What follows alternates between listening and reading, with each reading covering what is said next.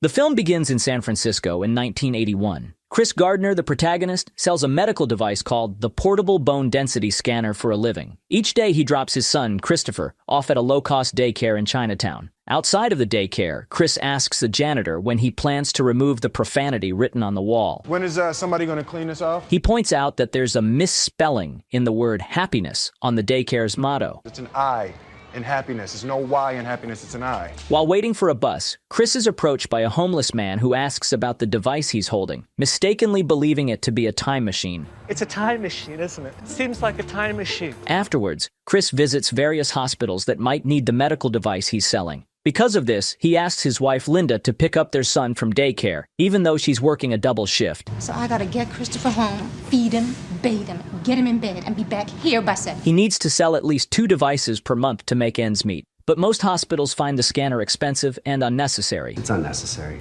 and expensive. So he hasn't made a sale in a while. Always in a hurry, Chris parks his car directly in front of hospitals. Unable to pay off his parking tickets, his car is eventually towed away. That evening, while having dinner, Chris notices a Rubik's Cube, which is still a new toy at that time. It's a gift for Christopher. From who? Cynthia from work. It's for adults. Chris can't use it. She didn't know. Linda asks if he has paid their taxes yet, and Chris says he needs to file another extension. This frustrates Linda before she heads back to work. After she leaves, Chris tries to solve the Rubik's Cube, but finds it quite challenging. The following day, while walking down the street, Chris notices a businessman in a red Ferrari, a genuine Ferrari this time. He asks the man what he does for a living, and the man replies that he's a stockbroker. Chris assumes that the job requires a high level of education, but the man explains that success as a stockbroker mostly depends on one's math and social skills. Hey, I'm gonna let you hang on to my car for the weekend, but I need it back for Monday. Feed the meter. After this brief exchange, Chris looks around and sees how happy everyone seems to be. He wonders why he can't be like that and constantly thinks about it. The next morning, Chris tells Linda that he plans to be home by 6 because he's applying for a job as a stockbroker. Linda finds the idea ridiculous, which Chris resents. What job? Stockbroker. Stockbroker. Yeah. Not an astronaut? They argue, and Linda reminds him that they have 2 months' worth of rent to pay. She insists that he should sell all of his remaining medical devices and leave that business behind. This is what I'm trying to do for my family, for you and for Christopher. Chris heads to a brokerage firm to apply, but leaves his medical device with a street performer because he doesn't want to go inside carrying it. He gives her $1, promising to give her more when he returns. He warns the girl that she can't sell it anyway if she decides to steal the device. I can't even sell it, and it's my job. Inside, he meets an HR representative from a satellite office. The representative explains that they receive a large number of applications. He only assists people in filling out the applications, and then he sends them to Twistle in the main office, who handles this matter. While talking to the HR, Chris notices the street performer running away with his device, prompting Chris to quickly leave. He grabs the application form and dashes out in pursuit. But despite a long chase, Hey! Don't move! Don't move! the street performer escapes on a train. That night, Chris returns home with the application form but can't sleep, berating himself for losing the expensive medical device. The next morning, during breakfast, he watches the news about the Rubik's Cube, which reports that a math professor solved it in 30 minutes. As she leaves for work, Linda asks Chris to return without the device. Chris promises Linda that he will sell it so she won't have to see it anymore. On their way to daycare, father and son discuss the misspelling of the word happiness in the daycare's motto. It's written as PPY, but it's supposed to be an I in happiness. Is fuck spelled right? Yeah, that's spelled right, but that's not part of the motto, so you're not supposed to learn that. That's an adult word. Chris learns from his son that they watch TV series in the daycare instead of having lessons, which annoys him to the point where he reprimands a nanny, saying, He says he's been watching TV. Oh, little TV for history. Love Boat? For history, Navy. That's not the Navy. I mean, he could watch television at home. However, she tells him that he can go and pay more at another daycare. Moreover, she points out that he's often late with his payments, so he has no right to complain. Can you at least put the dog upstairs in your room or something? But Afterward, Chris heads to Dean Witter Reynolds to submit his completed application form directly to Jay Twistle, the head of HR. Their conversation is brief because Jay is in a hurry. After leaving the office, Chris spots the street performer and her accomplice carrying the stolen medical device. Hey! Enraged, he chases after them. Trying to evade Chris, the performer jumps onto a bus. Chris narrates that he spent his life savings on these machines, I spent our entire life savings on these things. believing them to be revolutionary. I even asked the landlord to take a picture doctor. But most hospitals and doctors saw them as unnecessary luxuries. So if I lost one, it was like losing a month's groceries. After a determined chase, he finally retrieves his device. Sitting at a bus stop, Christopher reminds his father of the promise to sell the devices. You're not supposed to have any of those. Yeah, I know. You have 2 now. Later that day, Linda notices both devices at home and becomes thoroughly disappointed. After giving their son a basketball for his birthday, Chris tries to explain to Linda what happened earlier, but she doesn't want to hear it. Chris promises that everything will be fine, but Linda no longer believes him. In the next scene, Chris catches Jay while he's hailing a taxi and reminds him about the application form he submitted a month ago. Jay tries to excuse himself, saying he has somewhere to be. Sensing an opportunity, Chris lies, claiming he's headed to the same destination, and offers to share a ride. Jay reluctantly agrees, and they both get into the taxi. Inside the cab, Chris talks about his skills and personality, but Jay is too focused on solving a Rubik's Cube to listen. Chris notices and offers to solve the cube to catch Jay's attention. No, I'm pretty sure I can do it. No, you can't. Let me see it. Skeptical, Jay hands it over. Chris explains the mechanics of the puzzle while working on it, and the taxi driver listens intently, holding his own cube in his hand. Jay jokes that he'd drive around all day just to see Chris solve it. Before Jay reaches his destination, Chris completes the puzzle, impressing both Jay and the driver. Good job. However, Jay leaves Chris behind, which means that Chris has to pay the fare. With only $5 in his wallet, Chris tells the driver to drop him off a couple of blocks away. When the car stops at a light, he tries to flee, but realizes he left his medical device behind. He runs back to grab it. I'm sorry! I'm sorry! Prompting the driver to chase after him, threatening to kill him. Chris manages to escape by diving into the subway and boarding a train. However, as the doors close on his hand, he loses the medical device. The same homeless man who mistook the device for a time machine sees it left behind. That evening, Chris calls Linda to apologize for not being able to pick up Christopher from daycare. Furious after missing her shift, Linda tells Chris that she and Christopher are leaving. Sure enough, when Chris gets home, he finds his wife and son gone. At that moment, he receives a call from Jay, who tells him to write down his secretary's number so they can talk the day after tomorrow. With all of Linda's belongings gone, Chris can't find a pen and has to memorize the number. 0256. Yeah, extension 4796. Yes, sir. 415-864-0256. Okay, bye. All right, yes. Thank you very much. We'll see you soon. He rushes to a nearby store to write it down, but a friend approaches, talking about a recent football game. 119, 120, double overtime. Wayne, can't talk to you about numbers right now. What's your problem with numbers? Chris struggles to remember the number while listening to his friend, talking about scores. And you owe me money. You owe me $14. I'm gonna get that to you. I need my money. 14's a number. The following day, Chris catches up with Linda, who has just dropped Christopher off at daycare. Leave me alone. Never take my son away from me again. After Linda says she's no longer happy, Chris allows her to leave, but insists that she can't take their son. That day, Chris returns to the daycare earlier than usual and picks up Christopher before Linda arrives. He takes his son home. That night, the landlord asks Chris for the rent, but Chris promises to pay later. The landlord suggests moving to a nearby motel, which is half the cost of the apartment. He demands that Chris leave by the next morning since painters are coming. Chris pleads with the landlord to let him stay longer and offers to paint the apartment himself. I gotta have some more time. I got my son up in here. The landlord agrees, giving Chris one more week as long as he paints the rooms. The next day, while painting the walls, Chris hears a knock on the door. He opens it to find 2 policemen who instruct him to accompany them to the station. Chris pays his parking ticket at the police station, but the officer tells him it will be verified at 9:30 a.m. We verify at 9:30 tomorrow morning. Yeah, you gotta stay until this thing clears. I can't spend the night here. I have to pick up my son. I have a job interview at Dean Witter at 10:15 tomorrow morning. I cannot stay here. 9:30 tomorrow morning. What am I supposed to do with my son? Maybe we can go and have social services pick him up. With no other option, Chris calls Linda to look after Christopher while he's gone. Linda agrees but says she'll return Christopher late. As a result, Chris spends the night at the station. The following day, Chris rushes to his interview at Dean Witter Reynolds. With no time to change, he arrives still wearing the same clothes from the day before. Embarrassed by his disheveled appearance, Mr. Gardner. he initially doesn't respond when the secretary calls his name. Eventually, he enters the interview room, and the panel visibly reacts with disappointment at his unkempt look. Chris bluntly explains that he was arrested the previous day for not paying parking tickets. I've been sitting out there for the last half hour trying to come up with a story that would explain my being here dressed like this. And I wanted to come up with a story that would demonstrate qualities that I'm sure you all admire here, like earnestness, diligence, and I couldn't think of anything. So the truth is, I was arrested for failure to pay parking tickets. Parking tickets? And I ran all the way here from the Polk station. During the interview, Mr. Frohm, the head of the panel, appears unimpressed. Jay. Yes, sir. How many times have you seen Chris? I don't know. One too many, apparently. Is he ever dressed like this? No, jacket and tie.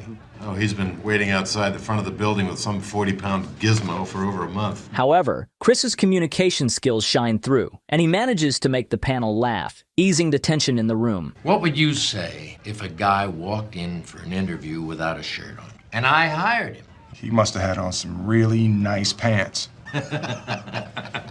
Afterward, Jay congratulates Chris for impressing the panel despite his informal attire. However, Chris tells him that he'll think about the job because he learns that there's a 6-month intern period where he will not be paid at all. But Jay urges him to continue. You know what I'll look like if you back out? You know what I'll look like to the partners? Yes, an ass a-hole. Yeah, an ass a-hole. All the way. Tonight, I swear, I will fill your spot, I promise. On his way home, Chris reflects on the risks of the job. No salary for 6 months, and only one intern will be hired at the end of the program. If he fails, he can't even apply the 6-month training to another brokerage. All of this makes Chris hesitant. His only resource for the next 6 months is his 6 scanners, which he can still try to sell. After the interview, Chris heads home to finish painting the walls before Linda and Christopher arrive. Later, Linda returns with their son. That night, as Christopher sleeps, Linda tells Chris that she plans to move to New York to work as a waitress. Chris agrees, on the condition that Christopher stays with him. Believing that Chris can take care for their son, Linda tearfully leaves them for good. By the way, does anyone know what this lever is for? Write the correct answer in the comments. I wonder how many people know the correct answer. After she leaves, Chris calls Jay's secretary and leaves a message. He's in. The next day, Chris and his son move 2 blocks away to a nearby motel with the help of Chris's friend, who owes him $14. Since it's Saturday, Chris takes Christopher to play basketball before heading out to sell a bone density scanner. While shooting hoops, Christopher tells his father that he dreams of going pro. Chris, however, discourages him, saying that he was below average in basketball when he was young, and that Christopher will likely end up the same. Not this. I don't want you out here shooting this ball around all day and night, all right? He suggests that Christopher aim lower, but noticing the disappointment in his son's face, Chris encourages his son not to let other people tell him that he can't do something, not even him. Don't ever let somebody tell you you can't do something, not even me. You got a dream, you got to protect it. People can't do something themselves. They want to tell you you can't do it. You want something, go get it, period. They then head to a hospital to sell the scanner, and the hospital agrees to buy it, giving them some much-needed cash. When cashing the check, Chris lets his son buy a chocolate bar. The following day, Chris starts his internship, learning about the trade. The internship coordinator tells the group they need to do whatever it takes to attract clients. But if you have to have lunch with them, have breakfast with them, if you even have to babysit for them, you will do whatever it takes to familiarize them with our packages. He explains that in addition to passing the exam, they'll need to secure contracts to be hired. During his lunch break, Chris meets Mr. Frohm on the street. Their conversation is cut short when Chris spots the scanner he lost during his escape from the taxi driver. He sees a homeless man carrying it and chases after him, only to be hit by a car. The driver politely asks if he's okay. Hey, asshole! Are you alright, asshole? But Chris realizes that one of his shoes has fallen off. He limps back to the program with just one shoe. Hey man, you're missing a shoe. Oh, yeah, thanks. Thank you. And must go around the city like this for the rest of the day. Dad, you don't have a shoe. Afterward, the film shows a series of scenes where Chris is constantly ordered around to buy things for his internship coordinator. He feels underrated and unappreciated. Every day after his internship, Chris rushes to catch the bus by 4 p.m. to pick up his son from daycare, and then takes the crosstown bus to make it home by 10 p.m. He continues to struggle with rent payments at the motel. Hey, Chris! Hey, Ralph. I'm waiting! All right, I got that for you, Ralph. I'm gonna get that for you. At the brokerage, all the interns work their way through call sheets, contacting potential clients from the bottom up, aiming to eventually reach CEOs. Although interns are expected to stay until 7 p.m., Chris needs to pick up his son, so he only has 6 hours instead of 9 to do his job. To maximize his time, he's not hanging up the phone in between calls, saving 8 minutes each day. He also avoids drinking water to cut down on bathroom breaks. Despite these measures, after 2 months, he still can't progress through a full call sheet. Frustrated, he decides to break protocol and jumps up the list, calling to the CEO of the company directly. To his surprise, he manages to secure a meeting with Walter Ribbon. Can you be here in 20 minutes? 20 minutes, absolutely. Just had someone cancel. Come now. I can give you a few minutes before the 49ers. Monday Night Football, buddy. As he's rushing out of the building, his internship boss asks him to move his car. Chris explains that he has a meeting with Ribbon, but the boss insists. And you have to jimmy that. Jimmy what? You have to jimmy the key, and the other doors don't unlock. Chris wastes precious time struggling with the jammed door and searching for a parking space. Unable to find one, he drives to Walter Ribbon's office in his boss's car, but gets caught in traffic, causing him to miss the meeting. I'm Chris Gardner. I have an appointment with Walter Ribbon. Oh, you just missed him. On his way back, he finds a parking ticket under the windshield wiper. That night, at a diner, Chris fills up a check to pay that parking ticket. Parking ticket. We don't have a car anymore. He tells his son to assist him at a business meeting this weekend. Christopher initially refuses, but his father convinces him to come by, saying that they might possibly go to a football game. In fact, he hopes that Mr. Ribbon will invite them to a game. Possibly. The following morning, as they head to Walter Ribbon's house, Christopher asks when they will be going to the football game. I said possibly we're going to the game. Do you know what possibly means? Like probably? No, probably means there's a good chance that we're going. Possibly means we might not. I know what it means. What does it mean? It means that we're not going to the game. How did you get so smart? You're smart. He then knocks on Mr. Ribbon's door. Chris thanks him for the opportunity the previous day, despite missing it, and claims they were visiting a close friend in the neighborhood. He also lies about their plans to attend the football game, and his strategy works. Mr. Ribbon invites the father and son to join them in the box seats. Hey, you guys want to come with us? We're going now. Come with us. Where are your seats? We have upper deck. We got a box. Come on. You want to sit in the box? No. Well, it's not actually a box. It's private section. It's more comfortable. You want to go? Okay. To appear like a successful manager, Chris hides the fact that he doesn't even own a car. Hey, why don't you just put that in your car? Sure. We don't have a car. Ah!